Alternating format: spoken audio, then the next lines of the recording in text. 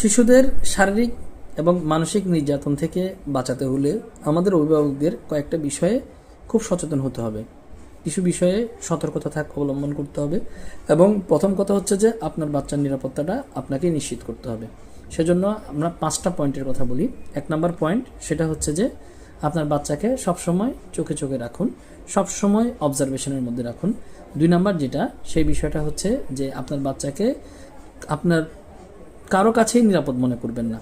আপনার বাচ্চাটাকে চেষ্টা করবেন হচ্ছে সবসময় আপনার কাছে রাখতে, যদি না পারেন এমন বিশ্বস্ত মানুষের কাছে রাখতে যে বিশ্বস্ত মানুষটা পরীক্ষিত। এবং 3 নম্বর বিষয় হচ্ছে বাচ্চাকে অন্যদের বিছনায় ঘুমাতে দিবেন না।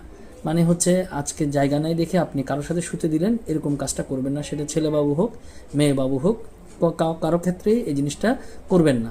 4 নম্বর যে বিষয়টা সেই বিষয়টা হচ্ছে যে বাচ্চার সাথে আপনার যে সম্পর্কটা সেটা অত্যন্ত দৃঢ় করে গড়ে তুলুন। বাচ্চার যে কোনো পরিস্থিতি যেন হয় সে যেন আপনাকে খোলামেলাভাবে বলতে পারে। কখনো যদি সে অকার্ড কোনো সিচুয়েশনে পড়ে, কারো আচরণে কারো কথায় সে যদি কোনো কারণে তার কাছে জিনিসটা নিয়ে বিব্রত বোধ করে, যেন আপনার সাথে খোলামেলাভাবে শেয়ার করতে পারে।